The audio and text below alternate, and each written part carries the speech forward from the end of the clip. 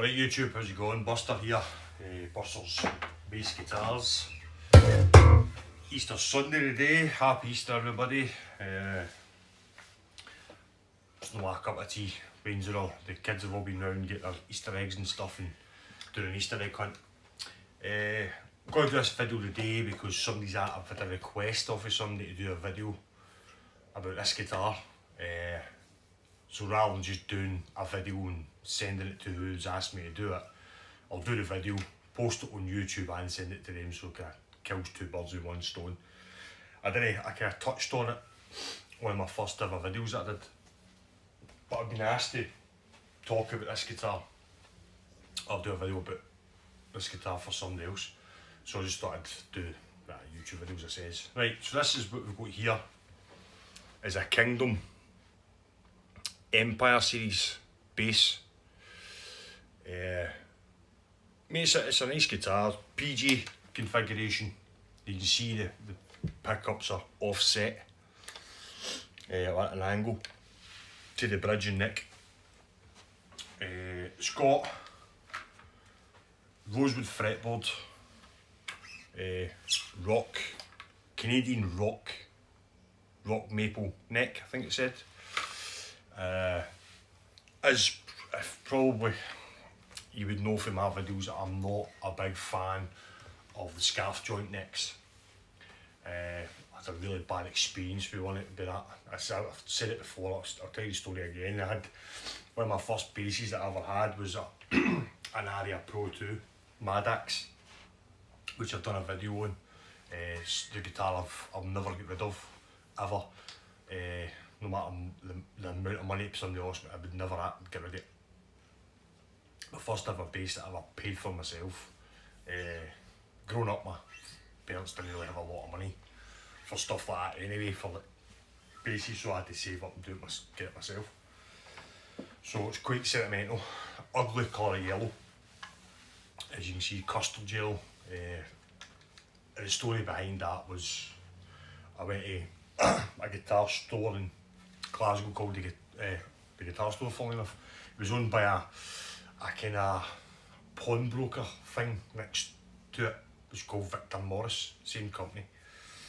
I went and then I bought a Westfield P-Bass and then I brought it home. P-Bass amp, the whole lot. Learning at that time, just starting to learn, and the first fret fell out. Now I've obviously saved up a lot of money to buy that bass, so I was a bit disappointed. So when I went back in, gave them the bass back and said to them, look, obviously the first frets fell out. And they said, oh well, I'll just replace it. I said, I don't really want the same guitar if it's going to happen again. So I end up, there was the Aria Pro 2 was in the shop, so I ended up getting that, and I've had it ever since. And I got that, must have been 1996, I think I got that.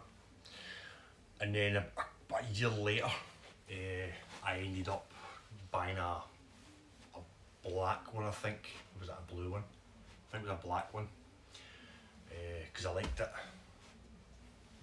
But I had it up against the amp and it failed.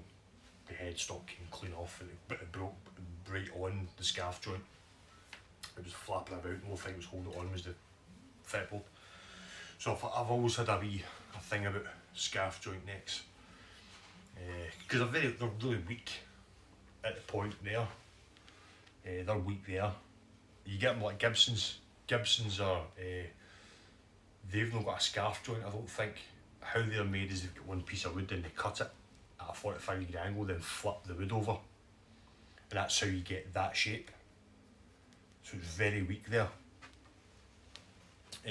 But scarf joints are always weak at the scarf joint, obviously. So I'm a big fan of scarf joint necks. I would have liked this guitar a lot better if the neck was more like a Fender neck. Hence why it doesn't need a string tree, because the break point is right at the nut. Whereas with a P-Bass you need to get the break point right, you need to have a string tree to push it down.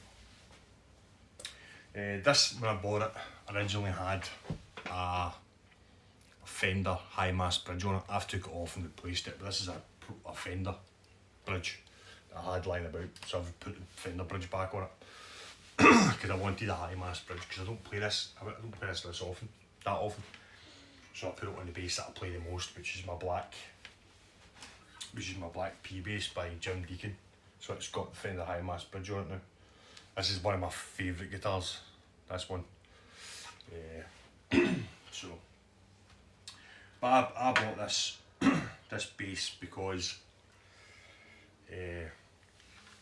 I've seen them and I like the look of it, because I like the Aerodyne basses, and my Fender, they don't do a Squire version, which they should do, and it's got the white binding, black. You should normally get a black painted neck, black headstock, and I seen this and I liked it, but I don't like it enough that I would play it all the time. What I've also done is I've changed the knobs, just done it literally there 2 seconds ago. It came with silver knobs on it. I changed them to black. I look a bit better. I just wanted it so all you basically see when you look at the guitar is the jack, the input, bridge, machine heads. That's it. The rest is all. It kind of looks better. It's got diamond inlays on it as well. This. The strange thing about this as well, if you look at where the neck pocket is, it's actually a V shape with the neck pocket, which is quite unusual. I don't know the reason for that, and the neck actually comes in quite far into the body, so it's not like a Fender when you've only maybe got about 10-15mm after the screw, where the screws go in. This goes further past. Scale wise, I think it's the same scale as a Fender. Just the way they've designed it is, I don't know. So I've got Johnny Brook strings on this. Pickups are really nice, output on these, really nice. This is the tone, up here's the tone, and then you've got the master volume for each pickup. So that's the bridge. And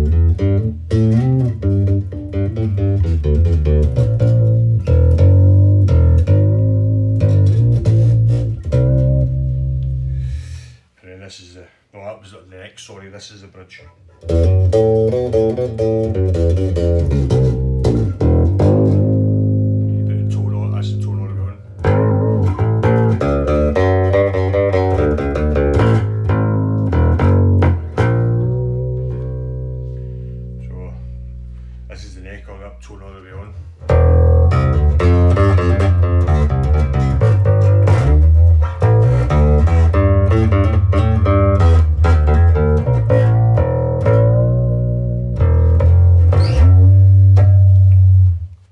So I don't know much about Kingdom.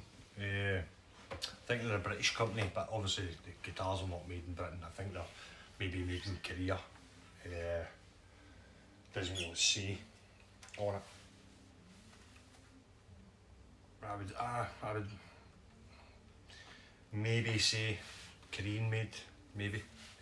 Very similar. I've seen guitars very similar, but I think these are, they're trying to go down the same route as like Solar. What else?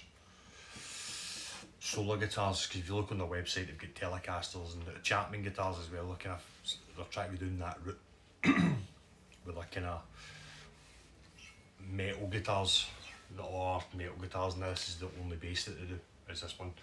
Now these, I did this video before, these were retailing originally at 500 quid.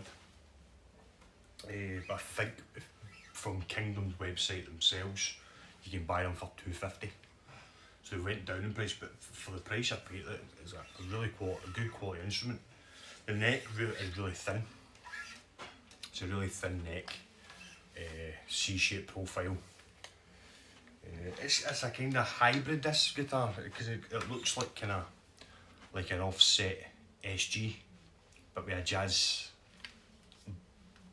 bum end or arse end as we'll call it. Then it's got kind of Fender. It's a kind of hybrid, this guitar, but really nice guitar. So yeah, so that's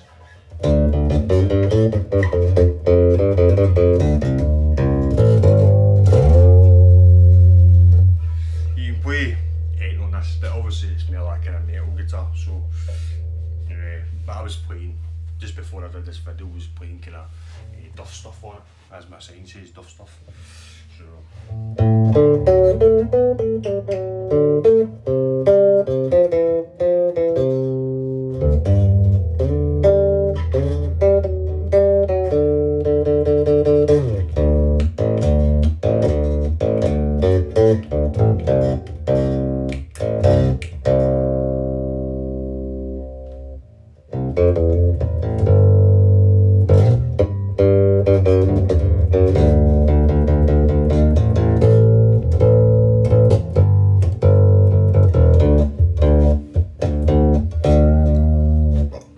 it's really weird to get used to is the fact that the pickup is slightly angled.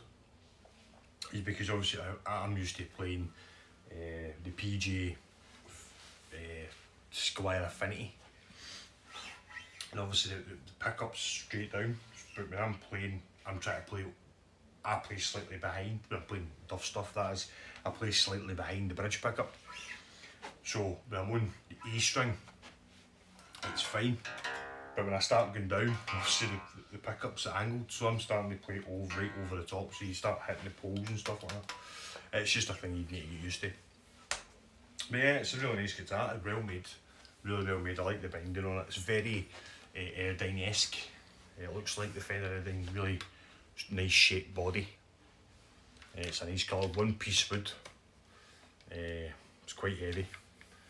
But aye, really nice bass. So as I said, somebody asked me to do a video on it, I'm going to send it to them. I'll just post it on YouTube at the same time, so they'll know themselves it's on YouTube anyway, so at least they get the actual video. Yeah, so the reason for the pickups being shaped like that would be, I don't know, I would say it's so the strings sit right over the poles, so between the two poles. Now, if you look at the strings are sitting right over the poles. So maybe if the strings were straight, the string spacing is quite tight on this, so maybe that's what it's for. I don't know. See, something to do with the magnetic polarities or something. It doesn't really go into that, but why maybe they've just done it to make it look cool.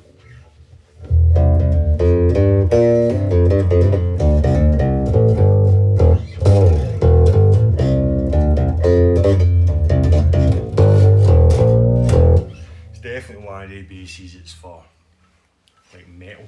You can see like a metal band, a bass player in a metal band playing this.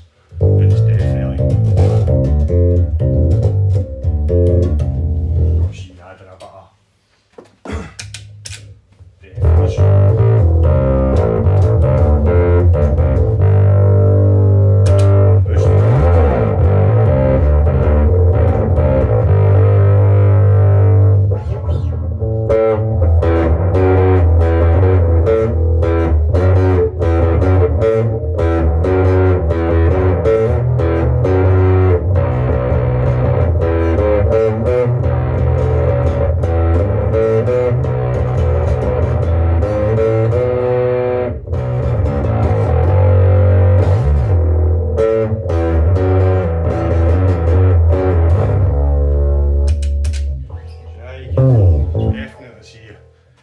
metal bands using this.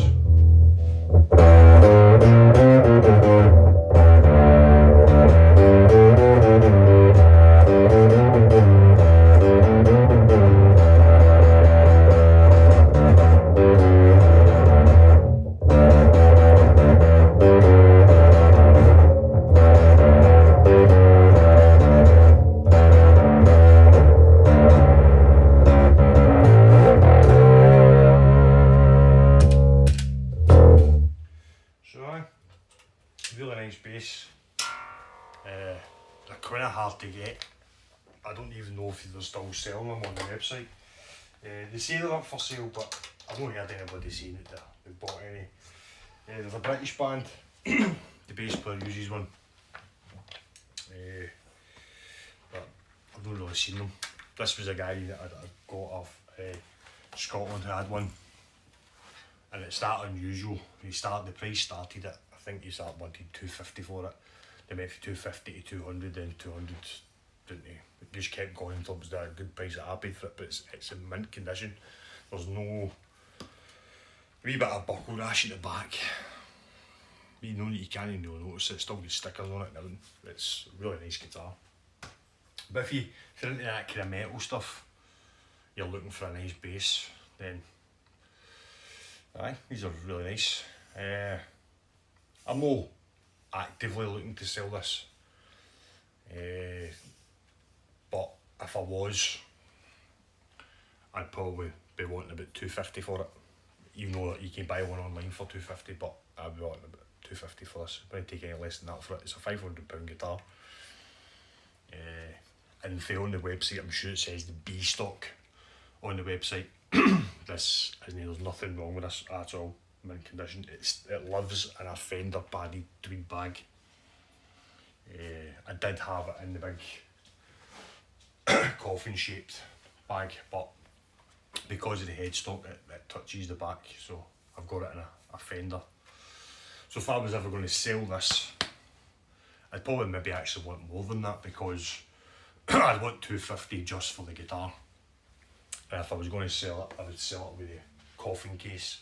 That's a £200 case. If that's a Worth case. If you look online, then they sell brand new for £500 just the case. It's massive. So I'd maybe want a wee bit more, maybe £350 for this and the case. So if you do like the look at you want it, give me a shout. £350 and it's yours with the coffin hard case. But I'm not actively looking to sell it. It will sit in here and be part of my collection. So there you go. That's my video for this week. I'm maybe doing a wee deal with a guy later on the night for 2 guitars, so that'll be next week's video maybe. I will give you a clue what that is, but cool. Happy Easter everybody, stay safe. Hopefully that's us out of this crap, then we can get out and about and do what we're doing. Catch you later, carry on.